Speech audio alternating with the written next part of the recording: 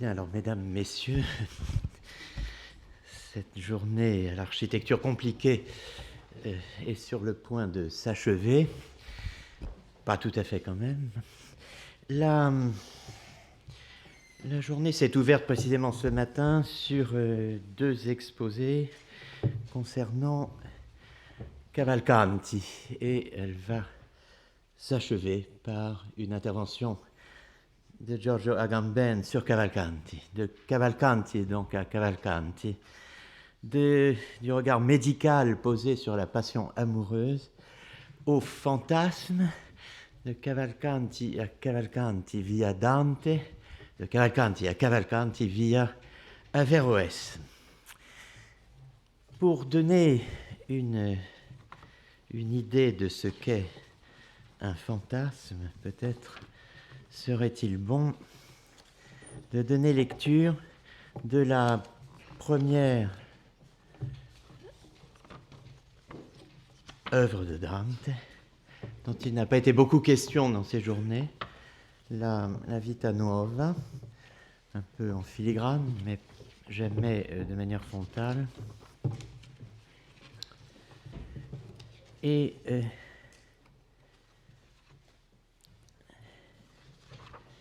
je vais vous lire donc, si je retrouve mon texte,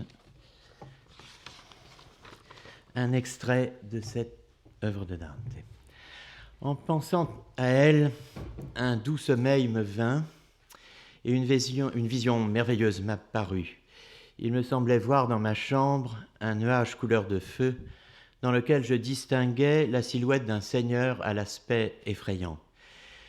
Mais en lui-même, il m'apparaissait si rempli de joie que c'en était merveille. Et il parlait, et ses paroles disaient beaucoup de choses que je ne comprenais pas, excepté quelques-unes, parmi lesquelles ceci: « Je suis ton Seigneur ».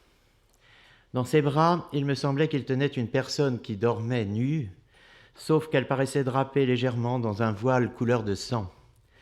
En la fixant attentivement, je reconnus la dame du salut, celle qui le jour d'avant avait daigné me saluer. Mais dans l'une de ses mains, il me sembla qu'il tenait une chose qui n'était qu'un feu ardent, et je crus l'entendre dire « Vois ton cœur ». Et après un certain temps, j'eus l'impression qu'il réveillait celle qui dormait, et il s'y prenait si bien qu'il lui faisait manger cette chose qui brûlait en sa main, et qu'elle la mangeait craintivement. Puis, en quelques instants, sa joie se changea en pleurs très amers, et tout en pleurant ainsi, il referma et serra les bras sur la dame, et l'entraînant avec lui, il me sembla partir en direction du ciel. J'en éprouvais une si violente angoisse que mon fragile sommeil ne put la supporter. Il se brisa net, et je fus réveillé. Pensant à ce qui m'était apparu, je décidai de le faire entendre à ceux qui étaient parmi les plus célèbres trouvères de ce temps. Et comme j'avais déjà étudié par moi-même l'art de dire en rimant les mots, je décidai de faire un sonnet dans lequel je saluerais tous les fidèles d'amour, et les priant de donner un jugement sur le sens de ma vision, je leur dis ce que j'avais vu dans mon sommeil. Je commençai donc ce sonnet dont le début est « A ciascuna alma presa ». Bon, accéder à la position d'auteur suppose que celui qui écrit n'ait plus rien à demander, ni plus rien à accepter de celle ou de celui pour qui il écrit, sinon d'écrire. La mort de l'autre libère la possibilité de cette ascèse qui a tout de la contemplation. L'amour de Dante pour Béatrice est en un sens platonique qui ne demande qu'à voir.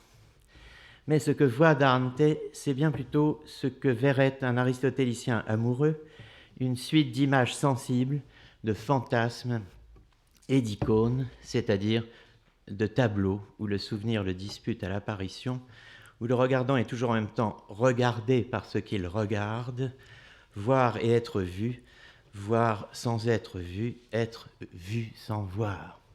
Ceci nous conduit par une transition un peu brutale au thème de l'intervention de Jean-Baptiste Brenet, ici présent, qui, 2 fois vainqueur, aura franchi l'Achéronde, puisqu'il a été notre premier intervenant sur Darwin, sur l'avéroïsme. Donc le titre de Jean-Baptiste est Fantasmer sa forme. Alors j'avoue que j'attends avec impatience de savoir exactement quel contenu il met, puis dans cette phrase qui pourrait évoquer un slogan de fitness prononcé par un professeur de développement personnel couché sur le divan d'un analyste. En tout cas, je voudrais signaler la parution d'Averroès l'Inquiétant. On a évoqué tout à l'heure ce qui était à la fois hérétique et avéroïste. Voilà qu'il est question d'Averroès, qui est simplement unheimlich. Merci.